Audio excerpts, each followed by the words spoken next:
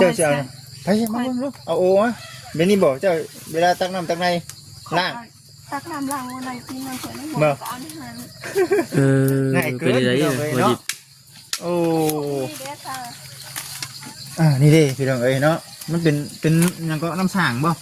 แม่มันจีเป็นน้ำสางเก่าเขาจะที่โมโหกันมันเป็นโศกในนี้โอ้ยมึงเนี่ยบ่ครับเวลานั้นเขาประมาณกับตัดเอาในนี้แล้วก็ตัดออกอันนี้มันไหลมาบนเตนู้นเนาะนี่แม่มันไหลแม่ฝนตกมามันหงอยู่นี่แล้วก็ตักไปให้ลูกหลังมือหลังตีนหลังมือกินข้าวกินน้ำแบบนี้นะเอาสิให้มันสะอาดมันแบบใบไผ่นี่เลยเนาะไผ่ลงเนาะใบไผ่น้ำใส่น้ำยางนี่ได้อยู่พี่น้องน้ำใส่ล้างนี่ล้างมือล้างถ้วยล้างบวงสมมติว่ามีนะแต่ว่ากินนี่ก็โบคักปานใดเลยเนาะเพราะน้ำมันไหลมาแต่ทั้งน้ำผลเนาะน้ำผลโตน้ำผลน้ำยังก็ได้น้ำเพิ่นพอน้ำเพิ่นมาเห็ดมาแจ้งเลี้ยงปลาเลยเจ้าเคยลำบากไปที่มาแต่ก่อนอยู่บ่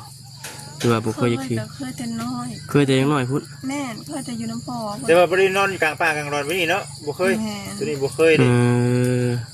เพราะฉะนั้นลำบากแปลว่าอยู่น้ำพอตะกี้ยังเพิ่นยังรู้จักวันนอนวันพาวันพักวันเช้านะแต่ว่าบ่ถึงขันนี้นี่ถือว่าชุดๆเลยเนาะแม่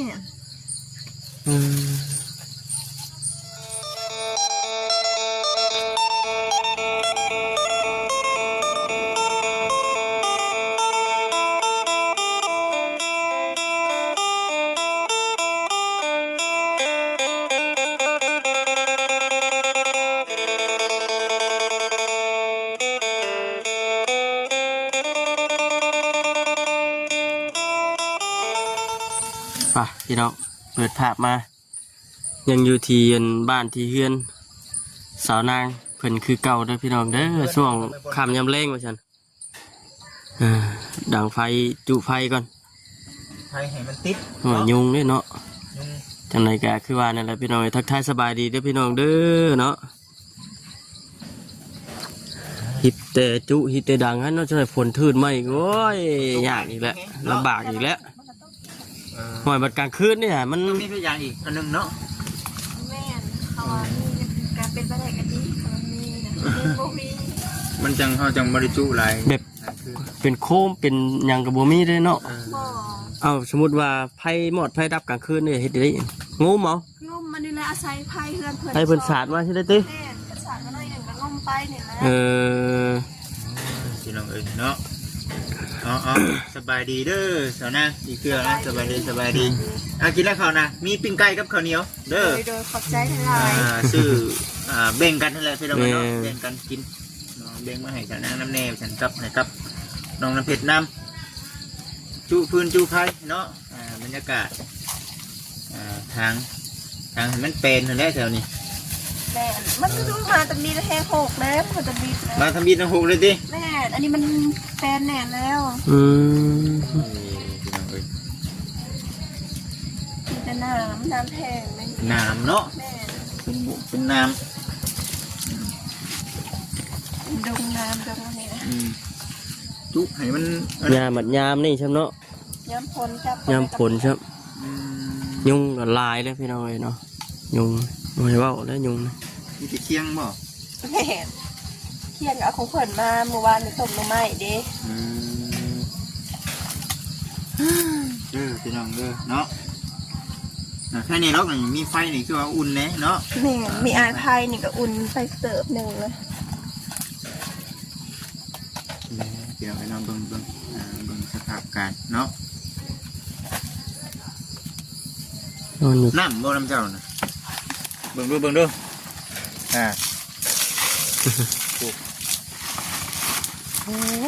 ว่าตกฝนมืดเว้นเนาะฝนก็ได้ตกกระมุกกระใจฝนตกพี่น้องเลยกลางค่ำกลางคืนเนี่ยครับโอ้ยหนาวปะโทษเลยเนาะแม่นี่เย็นทั้งอย่างเลยเพชรสบายดีด้วยล่ะสบายดีน้องยังก็ค่ะคนนี้แม่ขอเชียร์ผู้หญิงคือแบบผู้หญิงเนาะเห็นผู้ชายย่านบ่ล่ะนอนอยู่นี่ล่ะย่านบ่บอกไปเลยย่าน คนหน่อยเนาะภายในนั้นนี่ไฟติดเดียวนี่เนาะพอดีได้ยุงได้หินยังครบอยู่บ่ฮะ ยุง ยังครบอยู่ ยังบ่ย่านเท่านั้นยุงก็ได้เนาะต้องมียาอุดยุงให้ครับก้อยจุดจังมาบ่มาใกล้ พอดีเลยปิ้งไก่เนาะสู่ลูกสู่เต้ากินพอได้พอบ่ให้อยากกินข้าวแล้วให้นี่เนาะ โดย นอนรับอยู่บ่ผู้เป็นแม่แต่ละคืนนี่บ่ กับเครื่องรับเครื่องตื่น แบบระแวงแน่แหล้วเนาะ แม่นจักย่านย่าน จักขังชัวจักขังครัวขังชายและจักทั้งพี่กับแม่น มาแล้วก็มืดทึบเปิดแก้วนี่นะเกิดย่านแม่เห็นแต่แสงไฟในกองเต็งที โอ้มาตีแล้วพี่น้องลูกเต้าใหญ่ได้ยังใครในดอกเนาะอันนี้ก็ลูกยังบ่ทันได้หู้ความซับนะอันน่ะพอเจ้าหู้อยู่บ่ว่ามันอยู่นี่ บ่คนกับมูนะ บ่ แม่ไม่แต่เด็กไปอันบอกเพื่อนว่าเช่ากับลูกเคยเป็นแล้วก็เลยมาเพิ่นทามาไปสตอบ่ฮู้บอกคำเดียวเลยนี่นะ โดยเฮ้ยเนาะ ตัวใครตัวมันนะบ่ได้ก็ได้เนาะตัวใครตัวมันเขาก็เลี้ยงเพิ่นบ่ได้เพิ่นก็เลี้ยงเขาบ่ได้ มีแต่นอนอยู่แบบนี้ได้แต่ละคืนเนาะ3-4 คืนนี้แล้วติ แม่น4 คืนแมลงนะ 3-4 คืนมื้อแรงนี่แล้วพี่น้องเอ้ยบ่จิกจะเป็นมื้อแรกเด้อพี่น้องเด้อเนาะมื้อแรกมาหาเพิ่นแล้วก็ยังบ่ฮู้ว่าสิแบบไรมีแต่เบิ่งสภาพการนี่แหละนะครับผมพี่น้อง FC ได้เบิ่งได้ชมขอทั้งบ่แสนเพิ่นก็มาเนาะมื้อวานนี้บ่แสนเพิ่นมาวันนี้บ่ แม่เพิ่นมาวันนี้ โอ้ย มื้อนี้ก็เลยว่าเอ้าถ่ายบรรยากาศไว้นี่แหละให้กับ FC ได้เห็นเนาะสภาพเรียบร้อยมีแต่ว่ากลางค่ำกลางคืนเกิดเนาะมีแต่ว่าช่วงนั่นก็หาพื้นตัวมันเป็นแกนเป็น แม่น ยังได้มาใส่มันจังนานเบิดแน่แต่ว่าเขาใส่แต่อันนี้ห่วย บ่ฮอนอัน30 นาที โอ้ย แม่นแท้ๆเนาะ มันมีแต่ไม้อันไผ่ไม้บงสินะพี่น้องจะมาใส่นี่จ้ะ สิแล้พี่น้องเอ้ยคันว่าสิเป็นเขาชุ่มข้าวสารบัดเราบัดบ่ได้มีหม้อนะพี่น้องเอ้ยก็เลยดีแหละเอาข้าวเหนียวข้าวสุกนี่แหละให้กินเนาะพอได้บรรเทานี่ได้กินข้าวเที่ยงแล้ว ตอบเพิ่นแม่น กินแล้วบ่ข้าวเที่ยงนั่นยังเบิ่งรูปปิ้งไก่เบาซื้อมาให้น่ะ กินไก่ กินไก่แล้วล่ะมากินโอ้ยเด็กน้อยพี่น้องเอ้ยเนาะเพิ่นผู้นี้สิฮู้ความแน่เด้อเนาะเพิ่นผู้น้อยนี่เอาบ่สร้างว่าพี่น้องเอ้ยเพิ่นยังน้อยเนาะแต่ว่าเป็นปิ้งไก่ซื้อมาตัวนึงพี่น้องเอ้ยเนาะก็คือว่าได้แบ่งมาให้เพิ่นแบ่งปันกันแบ่งกินนำกัน ผมจะหมดกินลูกคุกน้องได้ไหมบอกน้องกินได้ไหม กินข้าวละข้าวหยังก็ เฉลิมพล ข้าวเฉลิมพล หนึ่งคนมาละค เดิมน้องเดิมน้องกินข้าวกินรถละน้องน้ำเพชรเจ้ากินรถเอาคนหูควมเด้อน้องน้ำเพชรนี่เด้อเนาะหูควมน้องน้ำเพชรนี่โอ้ยเนาะกินละกินให้อิ่มเด้อำแช่ป่ะ ยังบ่ฮู้จักอย่างเลยเนาะ เอ้ยคนเอ้ย แม่พาไปทางใดก็ไปลุยนะแม่ นี่เนาะยังบ่จักอันน่ะยังบ่จักญาติยังบ่จักอันนั้นซ้ำนะเบิ่งเท่าใดแม่ไปอยู่ไสก็อยู่ ไปหันไปนี่ไปหาน้ำไม้น้ำมันมันไปน้ำกันเบิดเลย ไปเมื่อวานนี่ก็เข้าวันนั้นว่ากับลูกและยางไปหาฮักแค่นี้มาฮักเพียวไก่นี่แล้วมาต้มน้ำเราก็มาอยู่เดียวก็บ่เคยไปใส่เด็กก็เห็น ไปไกลเลยยันหลงป่าเลยเนาะ แม่ ระวังแน่ เบิ่ง นะ ได้เด้อเนาะป่าดงแถวนี้ บุกคืน บ้านเพิ่นเพื่อสิมาฮอดนี่ก็ไกลเติบเด้อพี่น้องเด้อเนาะไกลนั่นเนาะว่าไกลคือว่าเป็นเพศพวกพุ่งพวกพาดยังยืมเพิ่นอยู่นี่เนาะ แม่ ยังยืมเพิ่น ยัง อยู่ บ่ได้มีอย่างนะจากที่เบิ่งนี่เนาะ แม่ มาเลยก็มีแต่ส่งเสือคาคิงกับมัน เป่าเครื่องลูกบ่นะ แม่นทงเครื่องลูก ลูกคนตัวนี้แล้วพี่น้อยเนาะก็มีแต่ว่าติดตามเบิ่งรอเบิ่งรอชมไปนี่นะพี่น้อยเนาะ รออีก4 คนคอมเมนต์กันเข้ามาพี่น้องเนาะก็เบิ่งแล้วนอนแต่ละคืนเด้อเนาะผ้าห่มนี่เนาะกวมลูกกวมเต้าเนาะ แม่นผมกลมหัว ผ้าห่มก็ผ้าห่มเพื่อนเดียวครับ โอ้ยผ้าห่มเพิ่นเดียวบ่ แม่นผมกับผมคนเดียวมัน2 หน่วย แล้วก็กลัวมาลูกไว้ยันยุงกัดจ้ะ ยันยุงผักมีอยู่บ่ มันก็มีนี่มันก็โตหมดโตบ่แล้วยุงก็ รอดไปเนาะคำว่านั้นก็ได้คำนอนป่านะพี่น้องอาศัยอันนี้เด้อพี่น้องเด้อเนาะอาศัยอันน่ะ ไฟนี่แหละ ไฟ หลักๆเลยคือไฟและหมูไห้ดับ แม่น นอนมาสินะเฮาย่านหลายอย่างหลายแนวจากงูเงี้ยเขียวกระปอมในกระปานนั่นแหละอยู่น้ำปลาเห็นเนาะสมบูรณ์เด้อ อันนี้เป็นหยังไงนี่เป็นบ่อน้ำใช่บ่ มันเป็นโศกแม่นเอา เจ้า ไว้ เจ้า ใส่ ไปมาลงลูกเอาโอ้อะเดี๋ยวนี้บอกเจ้าเวลาตักน้ำตักในล่าง ตักน้ำล้างวันไหนที่มาเขียนให้ผม เนาะ ก็เอาในหัน ง่ายเป็นไร ง่ายเกิน พอ เนาะ ดี โอ้ นี่เด้อค่ะ นี่เด้พี่น้องเอ้ยเนาะมันเป็นหยังก็น้ำช่างบ่ แม่มันที่เป็นน้ำสางเก่าเขาจะที่โมโหกันมันเป็นโศกในนี้ โอ้ยมึงเนี่ยบ่ค เว รับ ลานั้นเขาประมาณเขาตักเอาในนี้แล้วเขาก็ตัดออกอันนี้ เอ้ยมัน ที่ออก มันไหลมาบนเตโน่นเนาะนี่ แม่มันไหลแม่ฝนตกมาแล้วมันหงอยู่นี้แล้วก็ตักไปให้ลูกหลังมือหลังตีนหลังมือกินข้าวกินน้ำแบบนี้นะ เอาสิให้มันสะอาดมันแบบใบ ใบไผ่นี่เลยเนาะ ไผ่ลงเนาะใบไผ่ลง น้ำใส่น้ำยางนี่ได้อยู่พี่น้องน้ำใส่ ได้อยู่น้ำใส่ ล้างนี่ล้าง หลังมือหลังนี้ มือล้างถ้วยล้างบวงสมมติว่ามีนะแต่ว่ากินนี่ก็โบคักปานใดเลยเนาะเพราะน้ำมันไหลมาแต่ทั้ง น้ำพ้นเนาะ น้ำผลโตน้ำผลน้ำหยังก็ได้ พอน้ำเพิ่น อ๋อ พอน้ำเพิ่นมาเห็ดมาแตงเห็ดเอาเดี๋ยวกิน โดยพี่น้องเอ้ยเอาเบิ่งไปน้ำกันเด้อ อยู่ พี่น้อง ไปแล้วก็ เนาะ เนาะมันจำแจแล้วก็มันจำเป็นเพราะมันบ่มีว่าอะไรก็ได้เนาะจำเป็นแห้ง ครับคนเศร้าคน อืม ที่เห็ดนี่เล่นเนาะได้แต่นางถิงไพ่ยุ่งหินถือไงไพ่มันก็คือสีอยากพระน้ำแน่ แม่ เนาะ น กันว่าบ่มีพื้นมีไพ่แบบโอ้ยากได้มีอีกแค่อย่างอีกอันหนึงเนาะพี่น้องเลย เกาะชนิดเด้ โอ้ผมคิดว่าอยากจะทึบเนาะมันทึบเกินไปเนาะต้องคือว่าเนี่ยถ้าสิให้เป็นไปนอนอยู่ไสล่ะพี่น้องเอ้ย อื เนาะ ม มันอยู่แคมป์ป่าเด้ เจ้าเคยอันลำบากไปที่มาแต่ก่อนอยู่บ่หรือว่าบ่เคยจักที เคยแต่น้อย เคยแต่ยังน้อยพุ่น แม่เคยแต่อยู่น้ำพอ แต่ว่าบ่ได้นอนอยู่กลางป่ากลางรอนไว้นี่เนาะบ่เคย แม่ ตัวนี้บ่เคย เอ เด้ อ เพราะฉะนั้น ลำบากแปลว่าอยู่น้ำพอตะกี้ยังเพิ่นยังรู้จักวันนอนวันพาวันพักวันเช้านะ อืม แต่ว่าบ่ถึงขันนี้ นี่ถือว่าชุดๆเลยเนาะ แม่ เออ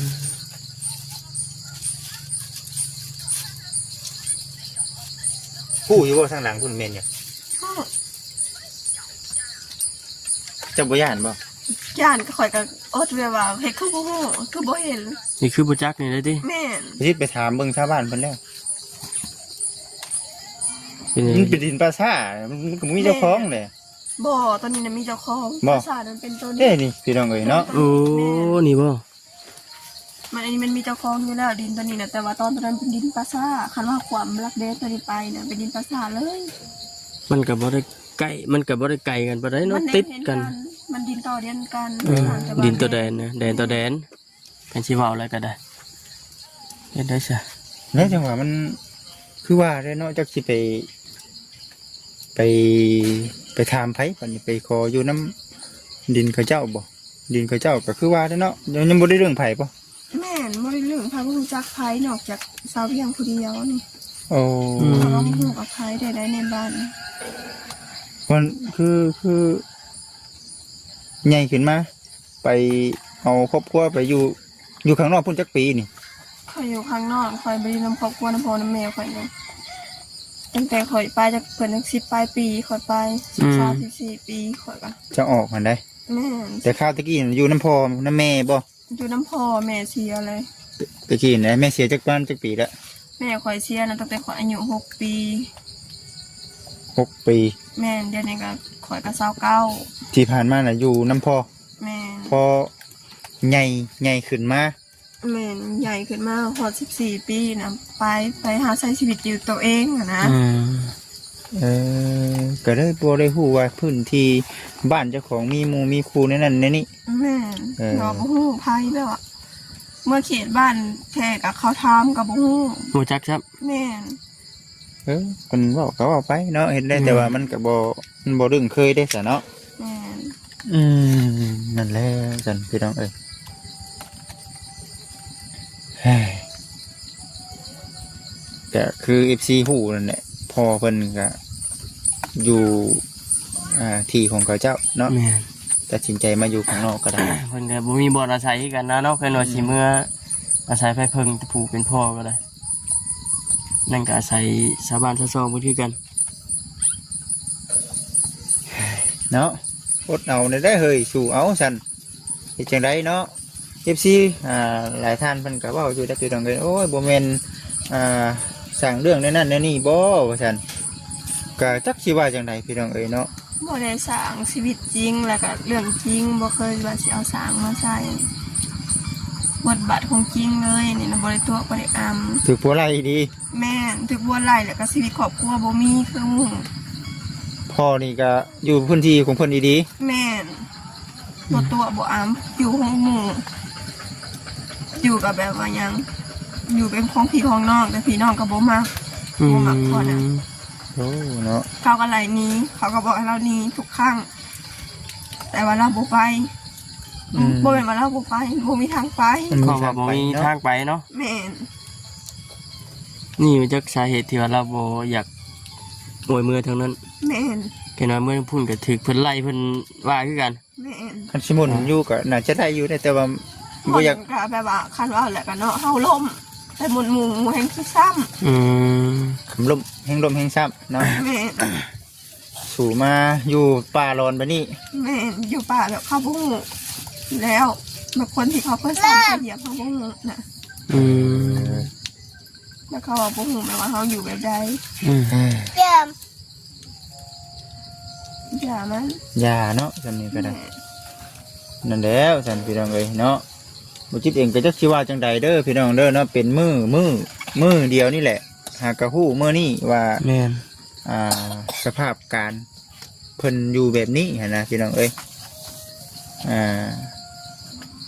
แต่ในความเป็นจริงเนาะจากที่ทางทีมงานเนาะเพิ่นได้มาถามไทยเนาะ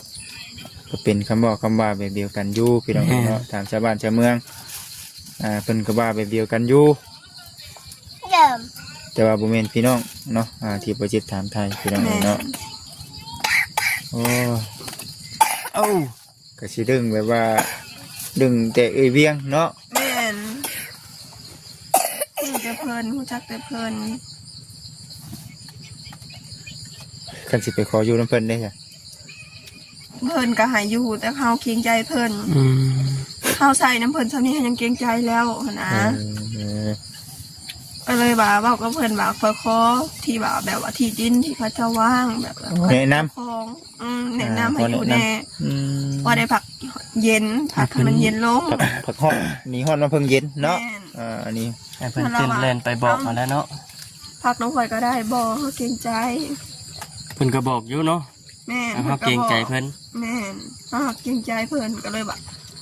ขอไปอยู่คือเราไปอยู่ไปในชิมียังบุมีแล้วก็ถ้าตังข่อยมีอยู่ก็จะสิอยู่ข่อยให้ได้แล้วก็ยืมของเพิ่นมาอันนะนับตั้งแต่เตียงนี่ก็เป็นของเพิ่นเฮานะบ่มี เฮาน่ะคิดว่าเฮาเอาซั่นนี่ก็